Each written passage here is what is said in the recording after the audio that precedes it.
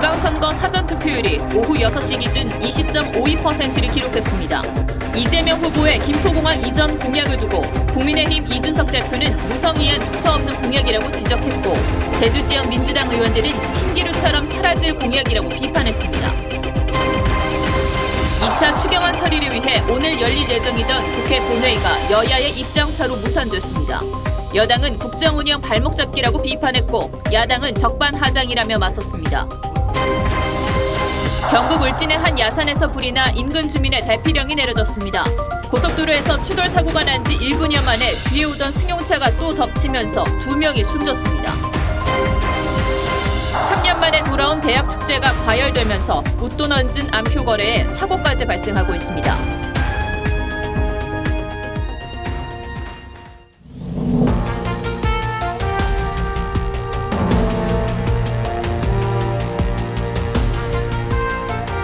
시청자 여러분 안녕하십니까? 뉴스7의 김명우입니다. 이틀 동안 진행된 제8회 지방선거 사전투표의 잠정 투표율은 저녁 6시 기준으로 20.52%를 기록했는데 이미 역대 지방선거 가운데 가장 높은 수치입니다.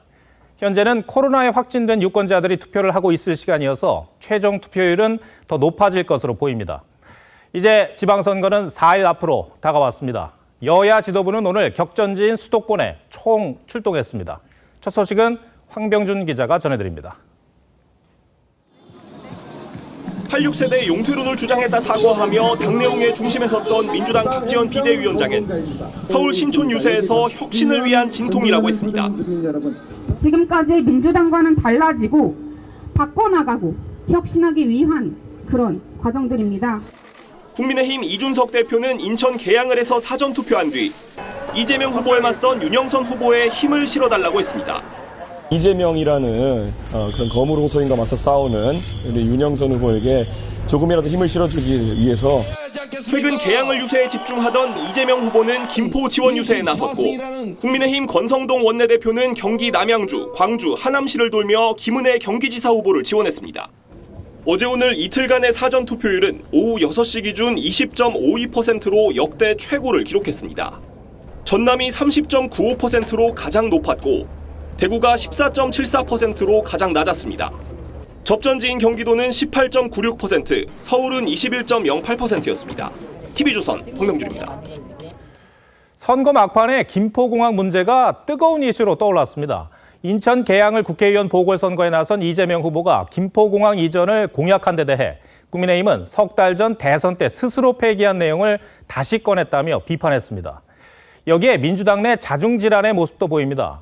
김포공항 이용객들이 가장 많이 찾는 제주도 지역구의 민주당 의원들이 관광업 타격을 우려하며 반대 목소리를 내는 겁니다. 이 내용은 뉴스야 시간에도 조금 더 다뤄보겠습니다.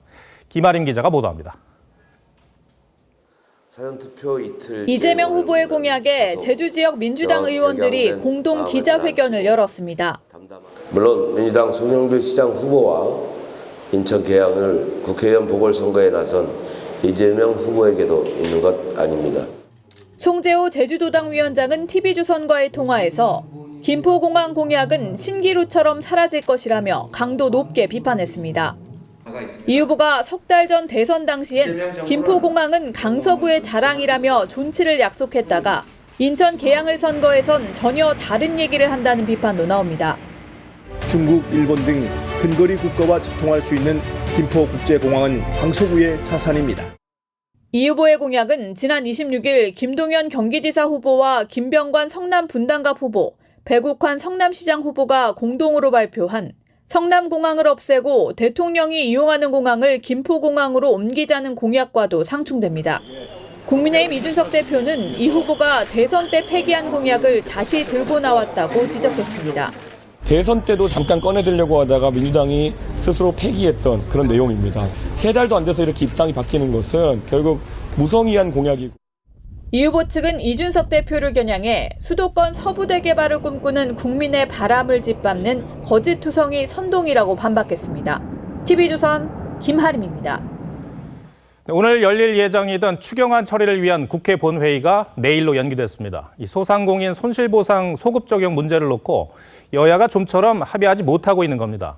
국민의힘은 민주당이 선거를 의식해 발목 잡기를 하고 있다고 비판했고 윤석열 대통령도 자영업자들 숨 넘어간다며 국회에 더딘 일처리를 한탄했습니다. 그러자 민주당은 대선 공약인 소급 적용을 안 지킨 윤 대통령과 여당의 적반하장이라고 맞받았습니다. 황선영 기자입니다. 자영업자 소상공인 손실보상 등이 골자인 총 59조 원 규모의 추경안 처리가 불발된 표면적 이유는 소급 적용 때문입니다.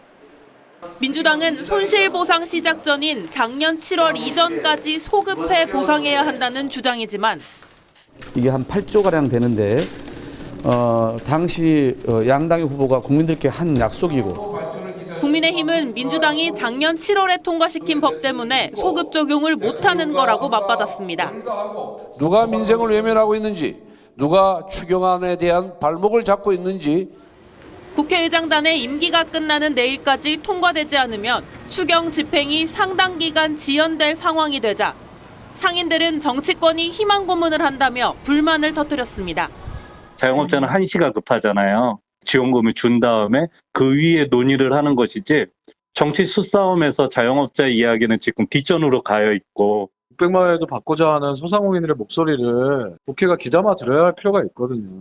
윤석열 대통령도 어제 소상공인과 자영업자들은 숨이 넘어가는데 국회가 이렇게까지 협조하지 않을 줄은 몰랐다고 이례적으로 국회를 비판했습니다. 이에 대해 민주당은 소급 적용 공약을 파기한 건 윤 대통령과 집권 여당이라며 적반하장이라고 맞섰습니다. TV조선 황선영입니다. 윤석열 정부 초대 국무조정실장에 윤종원 기업은행장을 임명하려던 계획이 결국 무산됐습니다. 윤 행장 본인이 고사를 했고 한덕수 총리가 새 인사를 생각해보겠다고 하면서 없던 일이 됐습니다. 한 총리가 윤종원 행장을 추천한 것으로 알려졌지만 그동안 여당 내에선 문재인 정부 경제수석으로 국민의힘이 실패했다고 규정한 경제정책을 이끈 사람이 윤석열 정부의 정책을 총괄하는 건 말이 안 된다고 해왔습니다. 신경희 기자가 보도합니다. 윤종원 기업은행장이 자진 사퇴를 밝힌 건 국무조정실장 내정 사실이 알려진 지 4일 만이고 여당이 공개 반대 의견을 낸 지 이틀 만입니다. 윤 행장은 TV조선과의 통화에서 새 정부에 누가 되기 전에 자진 사퇴하는 게 순리라고 생각한다면서 한덕수 총리와의 사전 논의는 없었다고 말했습니다. 윤 행장은 2018년 6월부터 1년간 문재인 정부의 경제수석을 지내며 소득주도 성장과 탈원전, 부동산 정책 등을 이끌었습니다. 소득 불평등이 높을수록 성장의 지속 가능성이 떨어진다. 이런 관계가. 윤 행장의 내정 소식이 알려진 뒤 국민의힘은 문재인표 경제정책을 주도했던 사람이 새 정부의 정책을 총괄하기에 부적절하다며 이례적으로 공개 반대해 왔습니다. 제가 여쭤본 의원들 100%가 지금 반대를 하고 있습니다. 이게 당이 반대하는 인사를 왜 계속해서 기용하려고 하는 건지. 하지만 한덕수 총리가 윤 행장 임명을 밀어붙이려 하면서 정권 초 당정 간 불협화음 논란까지 일었습니다. 소득주도 성장이라는 정책이 그분이 오면서부터 포용적 성장이라는 정책으로 이름으로 바뀌었어요. 한 총리는 윤 행장의 결정을 존중한다며 새 인사를 생각해 볼 것이라고 했고 권성동 국민의힘 원내대표는 현명한 판단이라고 말했습니다. TV조선 신경입니다. 취임 뒤 세 번째 주말을 맞은 윤석열 대통령이 오늘 7대 종단 지도자와 만나 국민 통합을 강조했습니다. 취임 19일 만으로 역대 최단 기간 이 종교계 인사를 만난 건 대내외 여건이 엄중한 상황에서 국민들의 힘을 모아야 한다는 의지가 반영된 것으로 보입니다.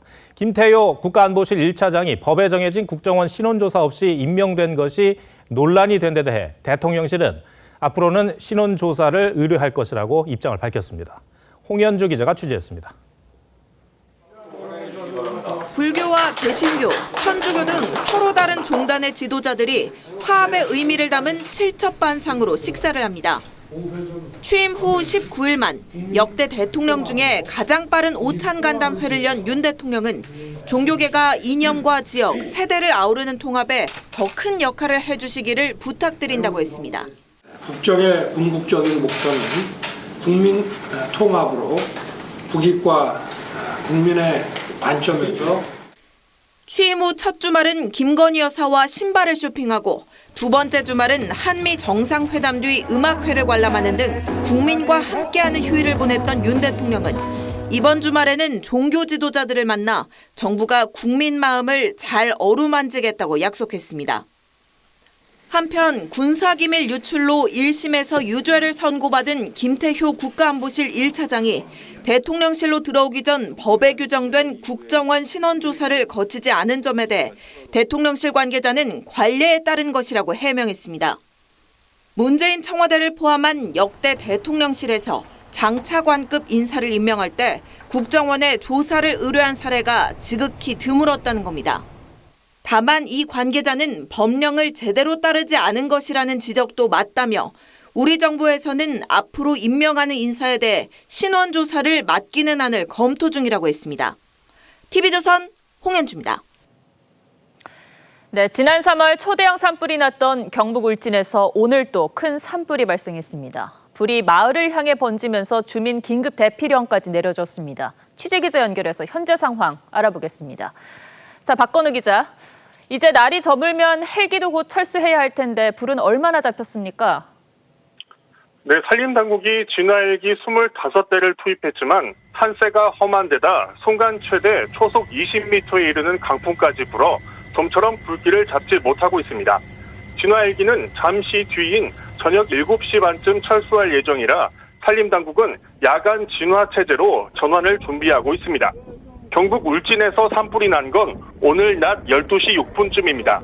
울진군 근남면 행곡리 야산에서 처음 불이 시작됐는데 지난 3월 초대형 산불이 난 곳과 10km 정도 떨어진 곳입니다. 다행히 서풍이 불어 산불의 진행 방향은 금강송 군락지 반대쪽이었습니다. 하지만 산불이 인근 주택가로 번져 행곡리와 음남리, 수산리 등 3개 마을 주민 300여 명에게 긴급 대피령이 내려졌습니다.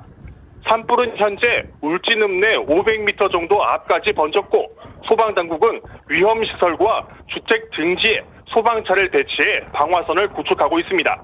산림당국은 오후 4시 반쯤 대응 2단계로 강화해 장비와 인력을 확충하고 야간 진화 작업에 특수진화대 등 지상 인력과 장비를 추가 배치할 예정입니다. 산림당국과 경찰은 산기슭 농로 공사 현장에서 처음 불이 시작된 것으로 보고 산불 진화를 마치는 대로 정확한 피해 규모와 화재 원인을 조사할 방침입니다.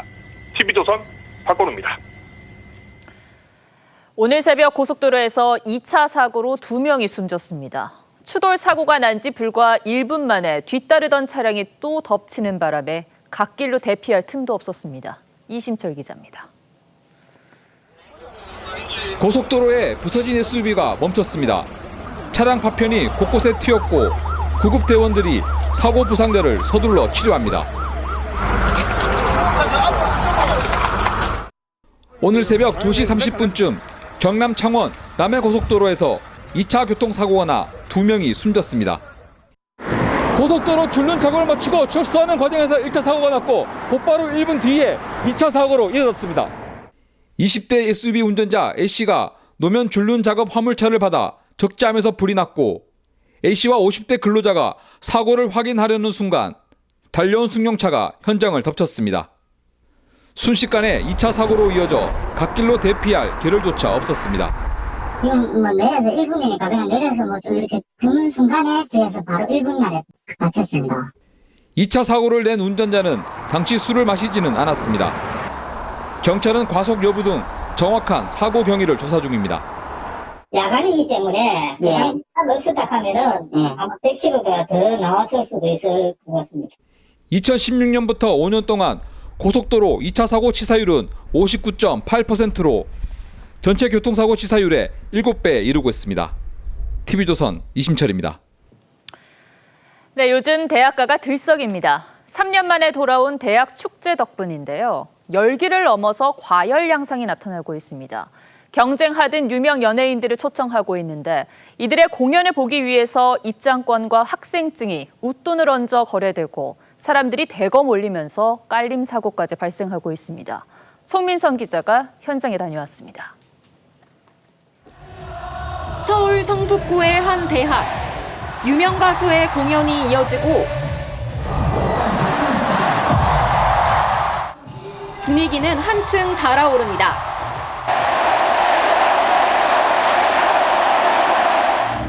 만에 열린 대규모 축제에 이곳 대학교 운동장에는 오늘 하루만 23,000명 넘는 인원이 모였습니다.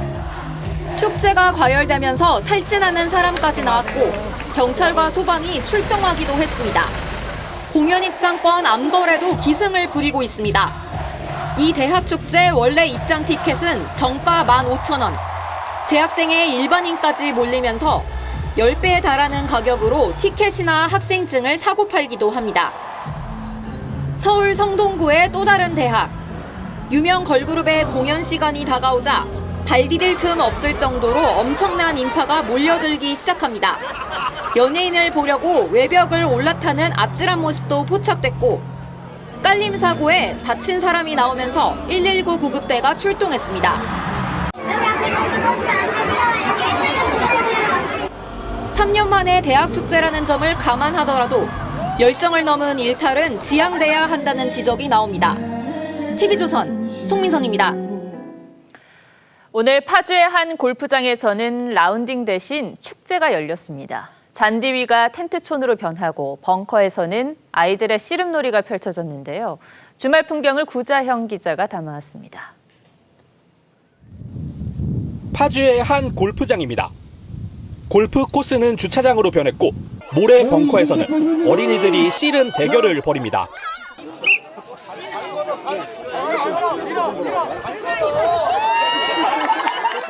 골프장 페어웨이 잔디 위에는 가족 단위 시민들이 설치한 텐트도 빼곡하게 들어섰습니다. 골프장에서 열리는 콘서트를 무료로 개방하면서 3만여 명이 몰렸습니다. 코로나19 여파로 중단된 지 3년 만입니다.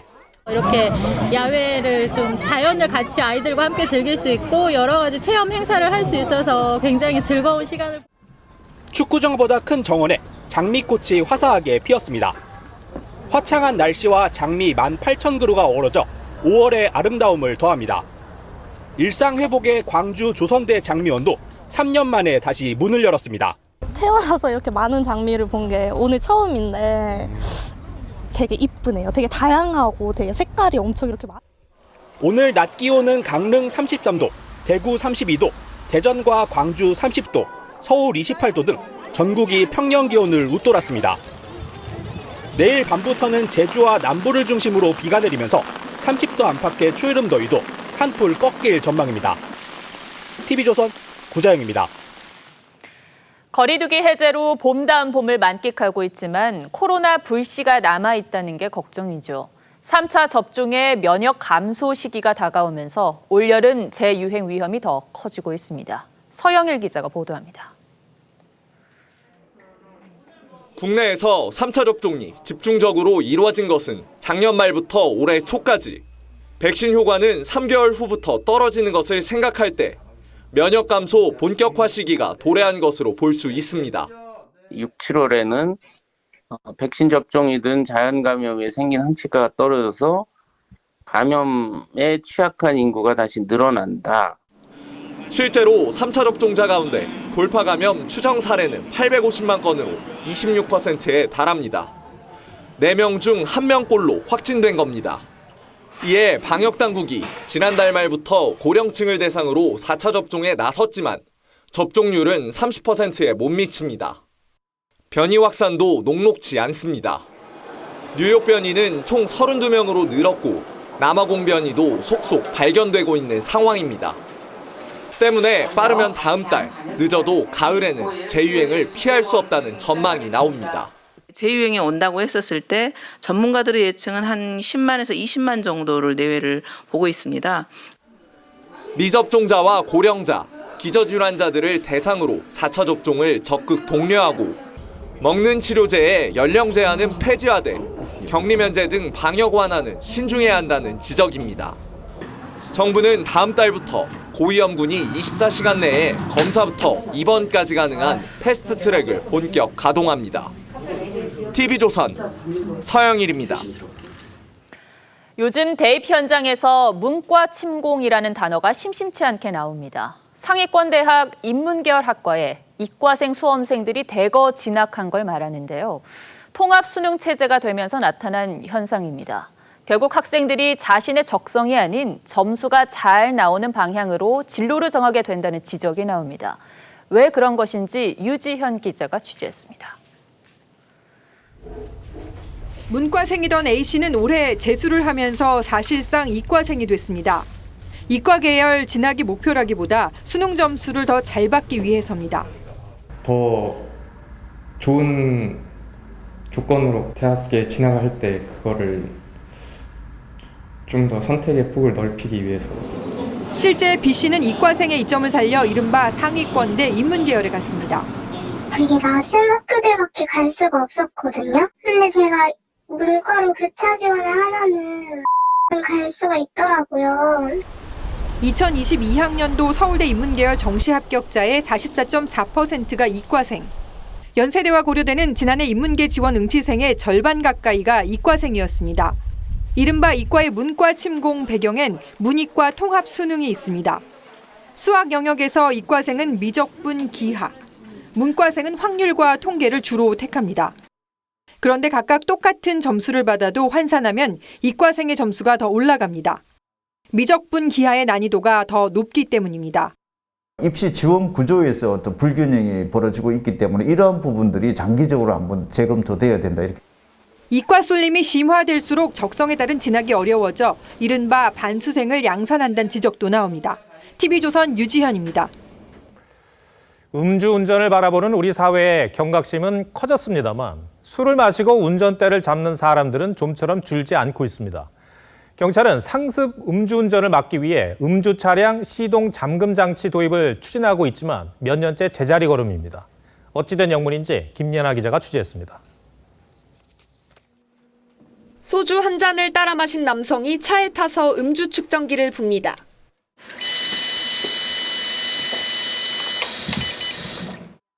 차 시동을 걸어보지만 소용이 없습니다. 경찰이 2017년부터 도입을 추진하고 있는 음주운전 시동잠금 장치입니다.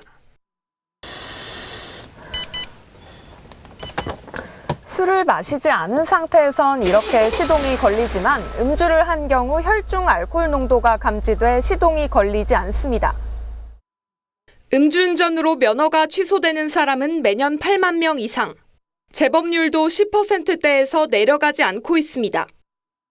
경찰은 권익위 권고에 따라 올해부터 이 시동잠금 장치를 상습 음주운전자 차량에 설치해 시범 운용할 계획이었습니다. 자기도 모르게 그 중독성으로 인해서 발생할 수 있는 그 교통사고를 예방해주겠다.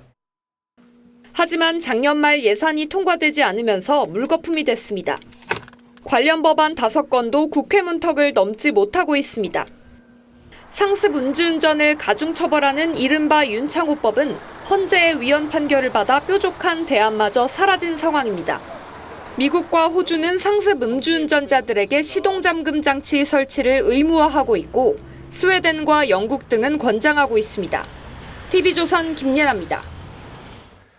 최근 택시 대란은 운행하지 않는 택시는 많지만 운전할 기사가 부족하기 때문이죠. 이 법인 택시의 경우는 운전하겠다는 사람이 없고 개인 택시는 고령 운전자가 많아 심야 운행을 꺼리는 실정입니다. 오늘의 포커스는 노도일 기자가 택시 대란의 실태와 그 대안에 맞춰봤습니다. 택시회사 차고지에 수십 대씩 늘어선 차량들. 그나마 많이 출고가 된 거예요. 월요일 날은 차가 정문 앞까지 차에 있다고요. 또 다른 택시회사도 상황은 마찬가지. 주차 장소가 부족해 이중주차를 할 정도입니다. 코로나 이전 180명이었던 기사 수가 115명으로 줄면서 이곳 택시회사 차고지엔 빈 차량이 가득 주차돼 있습니다. 2019년 말 전국 10만 2천 명이었던 법인 택시 기사 수는 올 3월 말 기준 7만 4천 명으로 줄어든 상황. 승객이 많이 줄어서 돈벌이가 안 되고 하니까 배달 웹이나 대리운전 그쪽으로 많이들 이동하시는 것 같더라고요. 대형 승합 택시 등 모바일 플랫폼 업체로 기사가 유출되는 것도 주요 원인입니다. 한 달에 100만 원도 못 버는데 이건 아니다 이거 나가는 사람 거의 태반이에요. 수익이 낮죠. 평균적으로 보면 한 30-40%. 뭐 요거 다 띄고 한 4주 이상은 돼요. 개인 택시의 경우 심야 운전을 꺼리는 고령의 운전자들이 많은 점도 택시 대란의 한 이유입니다. 뭐 여치 이후에 이러는 게 차들도 과속도를 많이 하고 그러니까 위험성도 있고 힘들어요.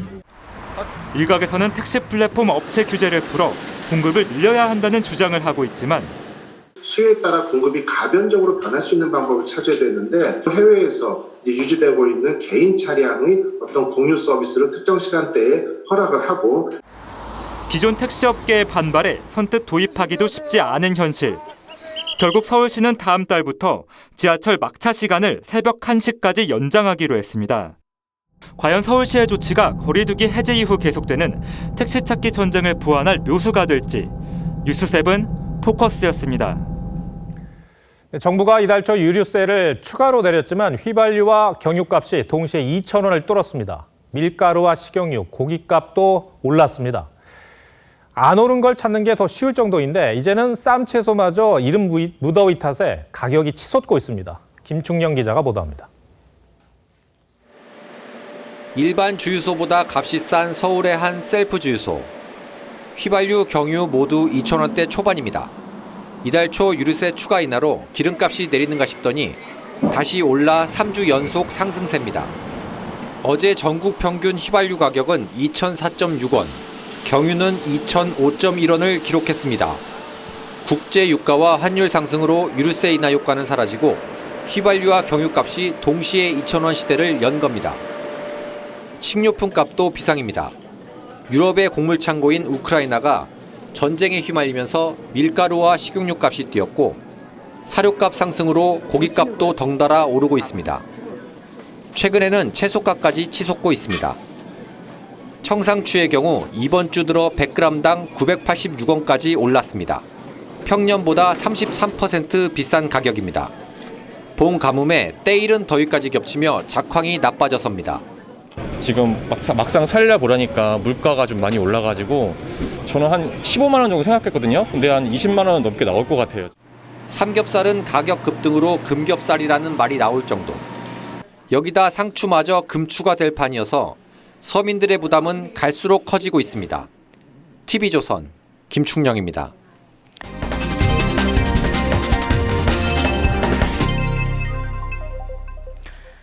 네, 초등학생 19명이 숨진 미국 텍사스 총기 난사 사건이 세계에 충격을 줬는데 경찰의 오판이 참사를 부른 것으로 드러났습니다. 학교 안에는 경찰 19명이 있었지만 복도에서 대기만 하고 있었고 그 사이 아이들은 911에 8번이나 전화를 걸어 빨리 와달라고 애원했습니다. 류지현 기자의 보도입니다. 총격범이 난입한 교실에서 학생의 첫 구조 요청 전화가 걸려온 건 낮 12시 3분. 당시 학교엔 경찰 19명이 있었지만 교실 안으로 진입하진 않았습니다. 이 학생은 계속 전화를 합니다. 12:10, she called back. In room 12, advised her multiple dead. Again at 12:16, she called back and said there was 8 to 9 students alive. 약 50분 동안 총격범이 난동을 부리는 교실 안에서 도와달라는 전화는 무려 8번이나 걸려왔습니다. At approximately 12:43 and 12:47, she asked 911 to please send the police now. 학생들은 오지 않는 경찰을 애타게 기다리며 피를 묻히고 죽은 척까지 했습니다. Mia got some blood and put it on herself so she can pretend that she was dead. 당시 경찰은 복도에 있었는데도 상황을 인질 대치극으로 오판해 대기하기만 했습니다. 비판 여론이 들끓는 가운데 총격범의 어머니는 아들에게도 이유가 있었을 것이라며 용서해달라고 말했습니다. TV조선 류주현입니다. 미국 재무부가 북한은 물론 러시아 기관까지 포함한 추가 대북 제재안을 내놨습니다.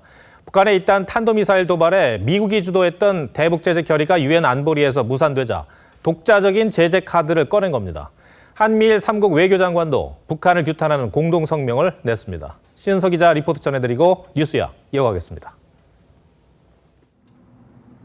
유엔 안전보장이사회 표결에서 새 대북 제재 결의안은 중국과 러시아의 거부로 부결됐습니다. For the first time in 15 years, a UN Security Council member has used a veto to stop the Council from fulfilling its responsibility to hold the DPRK. The vetoes today are dangerous.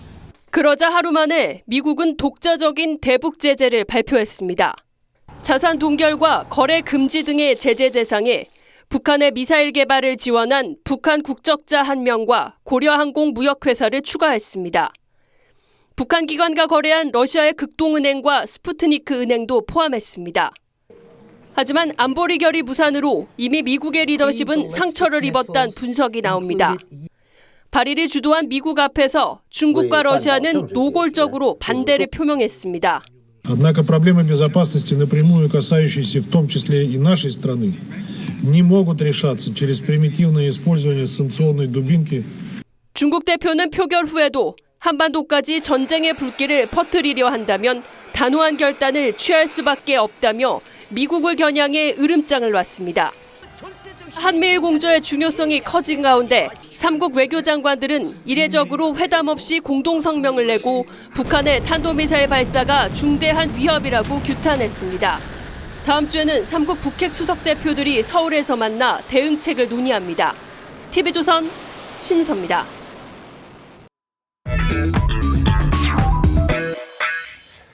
뉴스야 시작합니다. 정치부 최지연 기자 나와 있습니다. 첫 번째 물음표 볼까요? 네, 첫 번째 물음표는 선거 뇌관된 김포공항입니다. 말 그대로 선거 막판에 이재명 후보의 김포공항 이전 그 공약이 이슈가 됐어요. 그런데 네. 궁금한 게 이재명 후보는 인천 계양을에 출마를 했잖아요. 그런데 왜 서울에 있는 김포공항 이전을 공약하는 겁니까? 예, 그 부분에 대해서는 아마 이 인천 계양을과 이 김포공항의 위치를 한번 살펴보시면 이해가 더 빠르실 겁니다. 네. 이 항공기들은 인천 계양구 상공을 낮게 날아서 길게 보면 약 11km 거리의 김포공항에 이착륙을 합니다. 이 때문에 계양구 주민들은 소음 피해와 고도 제한에 따른 개발상 불이익을 문제로 꾸준히 제기를 해왔는데요. 이 후보가 승부수로 김포공항 이전과 주택 30만 호 공급을 약속하게 된 이유기도 합니다. 이 후보는 대선 후보 시절에는 김포공항 존치를 약속하지 않았었나요? 예, 당시 이재명 대선 후보는 김포공항 존치에서 나아가서 복합 물류 거점으로 만들어서 서울 강서구의 지역 발전을 이루겠다 이런 다짐도 했었습니다. 김포공항을 존치하면서도 충분히 20만 호 정도가 공급 가능하다라고 판단이 됐습니다. 원래는 이 김포공항 국내선의 70%가 제주행이다 보니까 이 민주당 제주 지역구 국회의원들이 공개적으로 반대를 했다면서요? 네, 맞습니다. 이 어젯밤에만 윤호중 공동 비대위원장에게 전화를 걸어서 이 공약을 취소해달라 이런 제주 지역 의원들의 요구가 빗발친 것으로 알려지고 있습니다. 이 당원 게시판에서도 왜 멀쩡한 공항을 건드리냐, 가만히 있어도 이기는 제주 선거까지 말아먹게 생겼다 이런 류의 항의 글들이 올라오고 있는데요. 이 반면에 여당은 선거 호재로 보는 분위기입니다. 국민의힘 허양진 제주시사 후보는 선수막을 제주 경제 파산시키려는 이재명, 오영훈 후보 사과하라 이렇게 바꿔 달기도 했습니다. 누가 봐도 논란이 큰 사안인데 그런데 이 후보는 왜 선거 막판에 이런 이슈를 다시 꺼낸 걸까요? 이 아무래도 이 연고 없는 계양을 보궐선거에 나섰다가 정치 신인과 박빙 승부까지 펼치게 되니까 다급해졌기 때문이라는 분석이 야당 내에서도 나오고 있습니다. 김포공항 이전의 경우에는 해당 지역구 5선을 했던 송영길 후보의 수원 사업이기도 했었는데 지역을 물려받은 이 후보가 막판 지지층 결집을 위해서 이른바 치트키를 활용했다 이런 해석인 겁니다. 네, 알겠습니다. 첫 번째 물음표 정해볼까요? 네, 첫 번째 물음표 선거 뇌관된 김포공항 느낌표는 대선 후보 그릇에 맞게로 하겠습니다. 네. 이 이재명 후보는 25년 대 25일의 대결이라는 국민의힘 윤영선 후보의 공격에 대선 후보를 지낸 큰 정치인의 영향력 이 점을 강점으로 내세워서 반박을 했죠. 그래서 대선 지역 공약도 대선 주자급으로 꺼내 들었는지는 모르겠습니다만 민주당의 다른 후보들이 이 유탄을 맞게 되는 아이러니한 상황이 펼쳐졌습니다. 네. 두 번째 물음표는 뭡니까? 네, 두 번째 물음표는 박지현 3차 파동입니다. 네. 민주당 박지현 비상대책위원장. 그동안 이 좌충우돌을 하는 모습을 보였는데 그런데 어제였죠. 그 지도부에 사과를 하면서 갈등이 봉합되는 거 아니었습니까? 네, 그런 듯 보였습니다만 이 어젯밤에 다시 박 위원장이 SNS에 당 쇄신을 약속하는 공동 유세문 낭독을 윤호중 비대위원장에게 제안했다가 거부당했던 사실을 폭로하면서 3차전 양상으로 번지고 있습니다. 이에 윤호중 비대위원장 측도 박 위원장이 혁신위원장직을 요구했다 이런 내용을 폭로하면서 상호 공방이 더 가열되는 분위기입니다. 네. 박 위원장이 직을 요구했다. 이 해석하기에 따라서는 그동안의 박 위원장의 쇄신 요구가 어떤 자신의 이득을 위해서 탐욕을 부린 걸로 해석될 수도 있는 거잖아요. 네. 근데 사실입니까? 이 박 위원장 측에 한번 확인을 해봤는데요. 박 위원장 측은 황당하다는 반응입니다. 박 위원장은 혁신 제안을 받아달라, 선거 이후에라도 책임지고 이에 대해서 열심히 해보겠다 이렇게 얘기를 했는데 윤 위원장이 이에 대해서 답이 없었고 또 오히려 혁신위원회를 만들어볼까 이렇게 제안한 쪽은 윤 위원장이었다는 겁니다. 그러면서 비대위원장이 왜 더 직급 낮은 혁신위원장직을 탐내겠느냐, 본질을 흐리기 위해서 20대 여성 정치인에게 악의적인 프레임을 씌운다 이런 격한 반응까지 내놨습니다. 그런데 윤호중 위원장이 선거를 코앞에 두고 혁신을 하자는 박 위원장에게 불쾌감을 드러낸 것도 좀 잘 이해가 안 가긴 해요. 예, 이 아시는 것처럼 박지원 위원장이 요구한 86 용퇴론에는 그 대상으로 윤 위원장이 포함된다 이 점도 있고요. 예. 그 밑바닥에는 오는 8월 전당대회에 나서는 같은 친문계죠. 홍영표, 전해철 등 대표적 86 정치인들과 척을 지지 않으려는 그 윤 위원장 개인의 입장도 있어 보입니다. 전당대회가 큰 변수군요. 그런데 이제 이재명 후보가 국회에 입성을 해서 그 다음에 당권에 도전할 거라는 말도 많이 나오지 않았습니까? 네, 이 때문에 이 후보가 박 위원장의 최근 돌출 사과 배후에 있다 이런 당내 인사들의 추측도 적지 않은데요.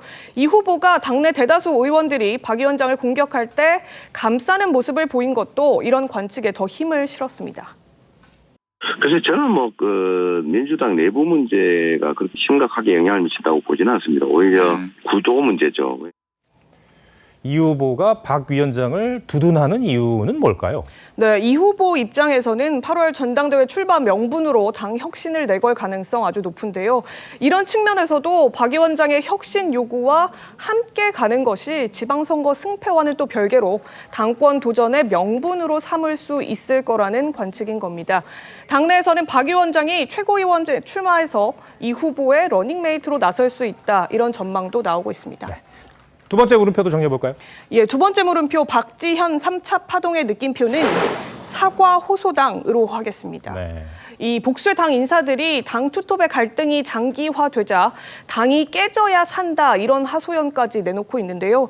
이 혹시 투톱에 양보 없는 이런 내분이 선거 이후 주도권 다툼까지 생각한 전초전 성격이라면 더 이상의 사과가 사과 호소 정당이라는 오명만 부르지 않을까 이 부분 명심해야겠습니다. 네. 최지연 기자 오늘 설명 잘 들었습니다.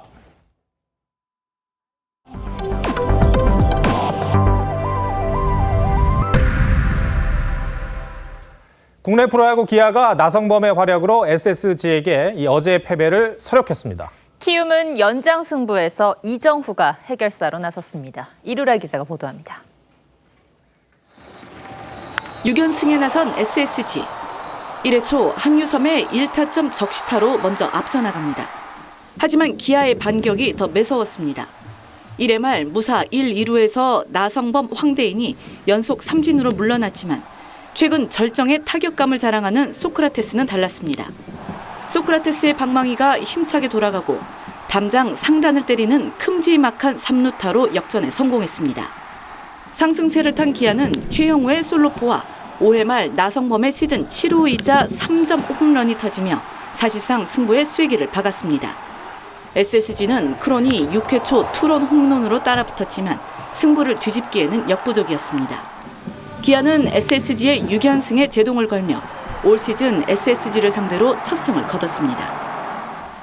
3대3으로 팽팽하게 맞선 9회 말 롯데의 공격. 무사 만루에서 대타 안중열의 타구가 유격수, 포수, 1루수로 이어지는 병살타로 연결됩니다. 롯데는 다음 타자 이학주까지 삼진을 당하며 끝낼 수 있는 결정적인 기회를 날려보냅니다. 위기는 곧 기회. 연장 10회 초 1사 1, 2루에서 바람의 손자 이정우의 짜릿한 3점 홈런이 터지며 승부를 뒤집습니다. 키움은 기분 좋은 5연승을 달렸고 롯데는 시즌 최다인 5연패에 빠졌습니다. TV조선 이루랍니다.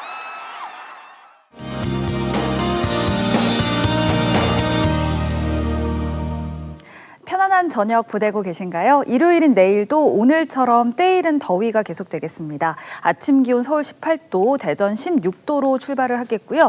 낮 최고 기온은 서울 29도, 청주 30도, 대구도 30도까지 올라서 평년 기온을 1도에서 5도가량 웃돌면서 덥겠습니다. 자외선도 강하게 내리쬐 것으로 보여 외출하실 때는 자외선 차단제를 수시로 덧발라 주시는 것이 좋겠습니다. 한편 동해안과 경북 남부를 중심으로는 여전히 건조특보가 발효 중입니다. 화재 예방에 신경을 쓰셔야겠고요. 내일은 비 소식이 들어 있습니다. 오전에 제주부터 비가 시작돼 밤에는 호남과 경남 서부로, 월요일 새벽에는 전국으로 확대되겠습니다. 제주와 전남 남해안에는 비와 함께 바람도 강하게 불 것으로 보여 안전사고에 유의를 하셔야겠고요. 비가 내리면서 때이른 더위가 잠시 주춤하다가 다음 주 중반부터는 맑은 날씨 속 또다시 기온이 오름세를 보이겠습니다. 날씨였습니다. 지역 일꾼을 뽑는 선거 공약에 첨단 기술들이 대거 등장합니다. 아직 개발도 못한 초고속 진공열차 하이퍼루프가 나오고 하늘을 나는 플라잉카, 또 해저터널도 언급됩니다. 삼성과 SK, 현대차 등 대기업들은 이쪽 저쪽에서 불립니다. 서로 우리 지역에 데려오겠다는 거죠. 이들이 공약을 다 지키면 전국 각지에 공장이 지어질 판입니다. 투표를 앞두고 집에 온 선거 공보물을 열었는데 시의원, 도의원, 교육감 등 선거 종류대로 후보를 정리만 하는데도 오래 걸리더군요. 그럼에도 허무맹랑하거나 재탕한 공약을 쓴 후보는 누군지 꼼꼼히 살펴봤습니다. 내가 사는 지역이 더 나아지도록 옥석을 골라내는 것, 유권자의 몫입니다. 오늘도 시청해주셔서 고맙습니다.